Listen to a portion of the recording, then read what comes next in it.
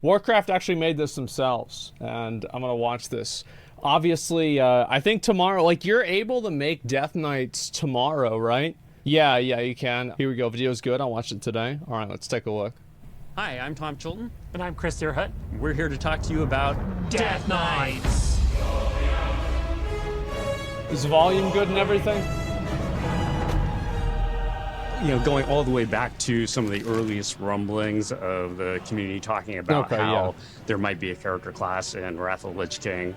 And a lot of that came from our decision with Burning Crusade to not have a character class, right? We wanted to make sure that we weren't going to flood the game with classes that would then water everything down. And so we had that strategic choice that we made with the first expansion to sort of set the table that there might not be a class with every expansion, since we knew we kind of had to space them out. Yeah. But by the time we got to Wrath of the Lich King, we sort of knew this was the time to do it. Yeah. I mean, also, like, Death Knights in particular, you know, being... I was kind of surprised because, like, so Death Knights, it was a weird thing because, you know, Horde had the first Death Knights, and the reason why the Dark Portal has the Death Knights on the sides of the portal is to, like, symbolize the Horde's dominance over death. Like, that's the whole reason why they're next to the Dark Portal.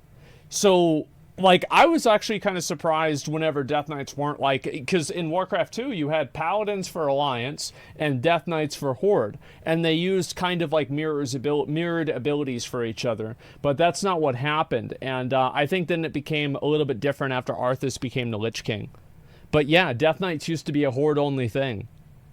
So iconic to the lore, being so iconic to everything about Northrend. Yeah. Kind of seems like Death Knights have Now to it's be. now or never.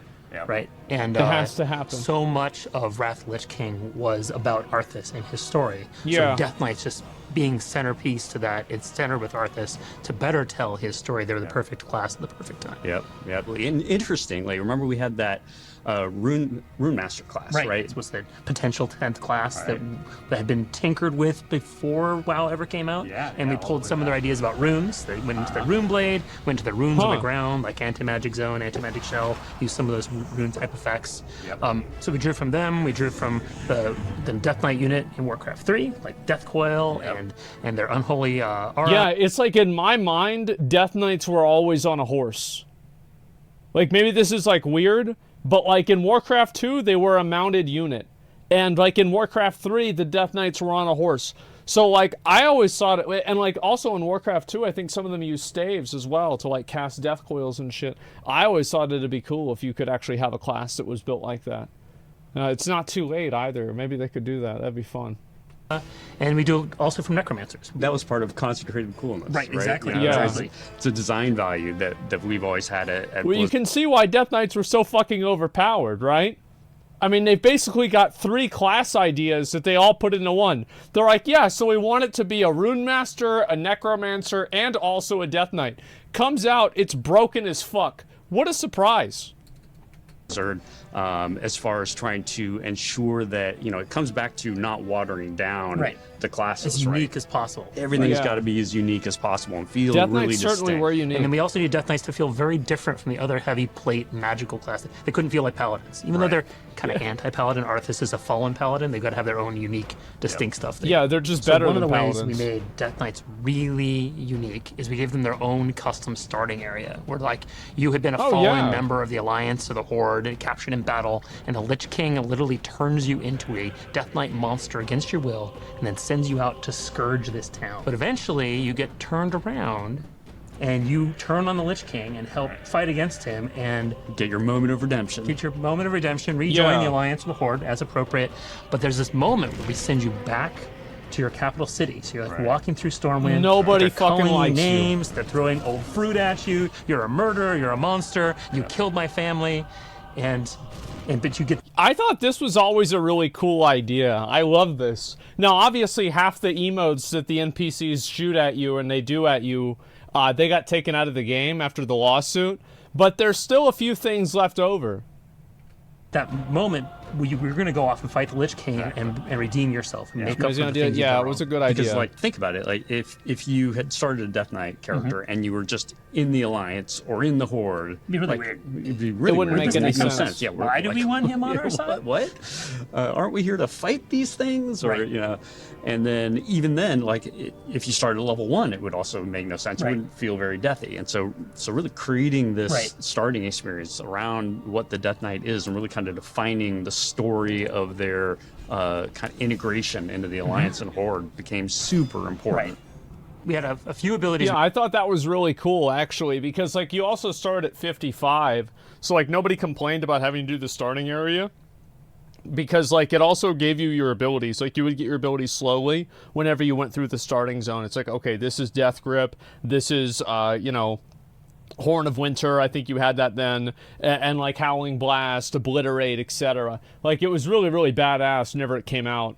We knew we wanted to have at the beginning. We had announced Army of the Dead at a BlizzCon, so we knew we had an Army of the Dead ability, which kind of fits the Raised Dead Warcraft 3 ability. They got to have Death Coil, because Death Knight had Death Coil, but Warlocks already have it. That's okay. They can have their own version of Death Coil.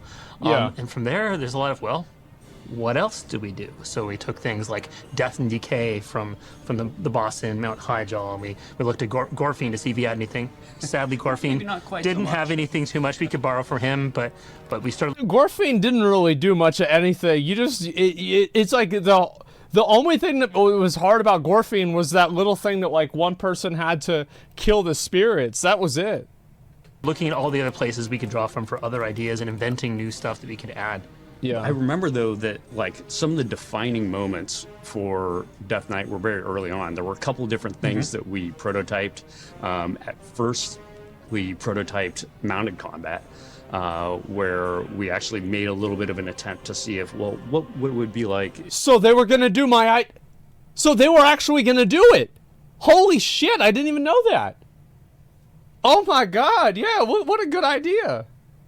If the Death Knight was riding their Death Steed Yeah. during combat. But when we prototyped that, it was really kind of too hard to overcome some of the challenges of both making sure things animated in a way that felt right and natural with the kind of scale things and the way that our characters sit on mounts and all that kind It's easier to believe a humanoid turning suddenly on a dime, but the horse turning on a dime, you want them to have some physics to them, and it doesn't feel right. Yeah, and so ultimately those challenges really kind of pushed us to looking for. Yeah, I don't really give a shit. Like, I just think it'd be cool if you could do it anyway. I mean, you could turn the horse anyway now, right? You just do it with the mouse. You spin them around real quick. So, like, I just think that'd be cool. Or what else would be really distinctive for the Death Knight. But then also we had to think about, well, what does that mean for the resource system for Death Knight to Yeah, it was really a totally capture new that thing. distinctiveness? It would also help a lot for them to have their own resource system. It ends up being a really Also, like, Death Knights back then, you gotta remember, like, very few classes had 2 resources. I think Death Knights were the only ones. Because back then, Death Knights had their runes, and then they also had runic power. Whereas, like, most other classes, like, you just had... I guess the only close thing that you could have to that is maybe, like, combo points and energy as a rogue. That's it. unique system where it's almost like you have 6 different resource bars that are all moving up in different sequencing and order. It was Maybe annoying a little to keep much track of in it. retrospect. Honestly, in Burning Crusade and before, we had very little access to gameplay engineers to build new stuff for us, so we kind of went a little wild the first time we could actually ask for new things. One of the ideas that we had for the warrior with the chain. The idea of a chain you pull and yank somebody to you. So, whenever everybody was making fun of me for my idea that warriors could have a chain that they could pull people to them like a death grip, they already thought of this. Yeah, come on, guys. Come on, now could you see where I'm coming from?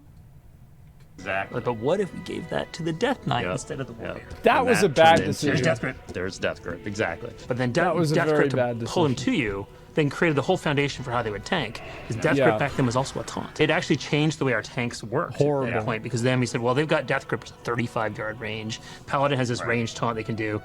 Yeah. Bears and warriors needed to The get Paladins had 2 ranged taunts they could do. They were fucking overpowered. Completely over fucking powered. actually gain range, and we moved to that hole where you could now taunt something 30 yards away, which you couldn't do in the original game or Burning Crusade.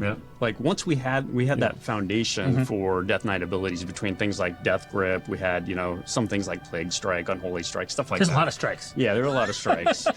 And if you look at kind of the way that Death Knights evolved, over the course of development, you then even start to get into the playtests that we would have. Right. Inevitably, when we did a playtest, we wanted to have a Death Knight be in the playtest. And so why not make the Death Knight be the tank? That's always what they would say. And the idea was that we didn't have enough tanks in original Classic, and still didn't have enough tanks in Burning Crusade. Let's make sure that there are plenty of tanks. There's probably. You want to know why nobody tanked in BC and Classic? Is because it wasn't fun and it sucked and you couldn't do anything except for raid. That's why it was bad. Like, everybody started tanking in Wrath because tanks could actually do good damage, and it was easier to respec at that point. You had dual spec halfway through Wrath. Like, it was just way better. Like, that's why, tanking a heroic in Burning Crusade as a warrior, I don't think it's fun. Like, I don't enjoy it. It's not fun for me to have aggro and have people AoE or have everybody wait for me to get aggro on everything. It's just simply not a fun game to play. Whereas if I play Wrath of the Lich King and I play a prot paladin or a warrior, because back then warriors had crazy damage as a prot warrior. They could if you had the right gear. And DK, all of the different tanking specs were really fun in Wrath because they were actually able to do, not competitive damage, but they were able to do substantial damage.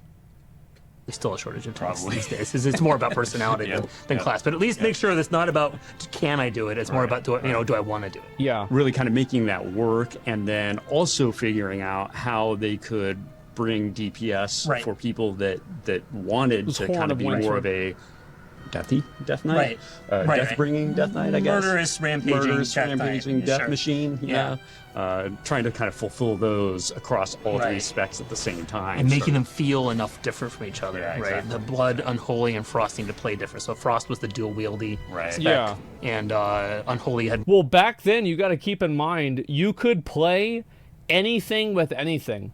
You could do Frost, Unholy, or Blood two-handed or one-handed. Like, you could do whatever the fuck you wanted. And people had all kinds of different strategies. Like, Frost in general, this is how it was at the beginning of Wrath, is, Frost was really good at, being a all-around good tank. It was good at tanking AoE packs, good at tanking bosses. Unholy was really good at tanking AoE packs, and Blood was really good at tanking big hits. If you were doing Sartharian 3 Drake, having a Blood DK back then was a big deal, especially because they had all the magic reduction. It was massive. More the play. And also, you could play each spec as DPS. How many of you guys remember back whenever, let's say you had a DK in your guild, and the DK got Shadowmourne? Our DK played Blood DPS. It was actually insane how versatile the DKs were. Plagues and diseases and magical stuff, and Blood was ridiculous. More brute force, I just kill things. That's right. You take all those different things and you put them together, and all of a sudden it's like, wait, okay, this is legitimately a hero class. This makes a lot of sense. I was supposed to be in charge of balance back then. I was the balance guy. Death Knights were really overpowered. Yeah, so you kind of fucked up, huh? So yeah, you just you kind of fucked up, and really kind of just let things go wild, huh? Yeah, there, that's the guy right there. Self-report. Overpowered. Sorry, but every time I wanted to be the balance guy. Death Knights were really overpowered. Kind of overpowered. Okay, good. Yeah. So they remember it. All right, good. They admit it. He knows it. Everybody fucking knows it. He's like, sorry, oops, I fucked up. Sorry. But every time I wanted to make something weaker on Death Knights, I would have all those people who love Death Knights say, no, you can't nerf it. They're fine, they're fine. In retrospect, it's totally fine that, whenever you die in arena, you become a ghoul, and then if you use the ghoul explosion, and it kills you, and it kills your opponent, you win the game? In arena, it's so cool. I mean, it's so fun. You can't take that out of the game. If you don't have that, there's not gonna. What's it really gonna be like? It was a it's not good going place to really be a DK. It made people play Death Knights. It made people go find all those crazy ways. You know, a well-designed class isn't obvious how you're supposed to play it. We want there to be emerging gameplay. Exactly. The players look at, okay, here's my abilities, here's my talents. How can I combine these to make something awesome? Yeah. We don't want to have it all dictated to them, and that's what it would have taken to make it perfectly balanced. Exactly. So I will say that they absolutely succeeded at that. Death Knights are the most versatile class. Wrath of the Lich King Death Knights were the most versatile class that I think we've ever had in WoW. You do anything you want. You can just do anything you want. You want to use a one-handed weapon? Okay, all right. You want a tank or DPS? You want DPS? Okay, which spec do you want to play? Okay, all right, play that. All right, yeah, you're fine. You're good. That's okay. That's it. Druids? No shot. Like, name one type of, like, off-the-wall thing that druids could do. Like, if you wanted to tank, you tanked in a very specific way. I think that Death Knights were infinitely more dynamic. We let them play with it, and then each patch of the expansion, we had to nerf them a little bit more and a little bit more. Yeah, but maybe. By 3.35, that's a good point. They were in a good place. For sure, and they've been strong for many, many years too. And so, true. Yeah, it's been an awesome class, and hopefully people will get to re-experience that all over again. Yep. All right, well, this is awesome. I'd like to thank everybody for taking this trip down the Ebon Blade with us. And we can't wait for you to join us in the Wrath of Lich King Classic pre-patch, where you'll be able to create a Death Knight, get them all leveled up and ready to go with Northrend alongside your friends. Cool. That's cool. That's great. All right. Yeah, I mean, I don't know if I'll play a DK or not. I mean, maybe I could level one up to 70. It's just that if I level the DK up to 70, that would require me to play a DK all the way up to 70. Like, if I could buy a boost to 68, I could probably make it to... I don't know if I can make it to 70. That's 2 levels. Holy fuck. I mean, maybe if it was rested experience. Like, I'd have to think about it. That'd be a lot. I mean... August 31st? No, it'll be tomorrow. Like, I mean, that's what it's going to be. Probably work you done 10 years ago? No, I feel like a lot of games do like remasters and re-releases. I mean, Dark Souls 1 did a re-release. Many games do re-releases, and I don't think it's a bad thing. I think, honestly, like, the reason why you're doing it can sometimes be a bad thing, but just doing it in itself is not that big of a deal. And, yeah, I don't know. I might make a DK. I really just kind of want to play Wrath as a warrior, you know? Like, that's the cool thing to me, but I cannot imagine myself leveling 2 characters. It'll take quite a while. But either way, I mean, I love these videos. Like, I think they're great because it's like, I mean, Tom Chilton was the game director for WoW for like fucking ever. And so it's like kind of cool to see, you know, all the old guys getting together and, you know, not old as in like they got gray hair, but old as in like, you know, it's from back in the day. And, but I mean, honestly, like, I feel like if you get excited about classic WoW, there's probably at least like a 50% chance you have gray hair. You know, like, I'm just gonna be honest, like, that's just a fact, and it is what it is. Yeah, no hair, yeah, gray hair or no hair, but it was a good time, man. And so there's a lot of people that are, you know, it's like, I remember this is what happened to me is, so me and my friend Eric, like, obviously, like, we're 32 now, and so, back in the day, we grew up playing Super Nintendo. And do you guys remember whenever they re-released Super Nintendo with, like, all the games on it and stuff? Like, not all the games, but a lot of games on it, like Nintendo did? Well, anyway, Eric wanted to go with me. He wanted me to go with him and buy the new Super Nintendo release. And whenever I went there, it was a bunch of, at the time, fucking 27 to 33-year-old men sitting out there at 7 in the morning in front of the GameStop with their wife in the car in the passenger seat, waiting for them to fucking get their game so they can go back home. Like, it was just yeah, Dad, I'm cold. Exactly. Every single one. 30-year-old boomers waiting to get the old console that they had before. I've still got mine. It's over there. It's behind me. So GameStop time. So people still go to GameStop, right? I mean, if I'm near a GameStop, it's nice to go in and, you know, see what it's like, because I used to like GameStop was like, of course, right? It was my favorite place to go whenever I was a kid. So I'll always go and check in and see what they've got, man.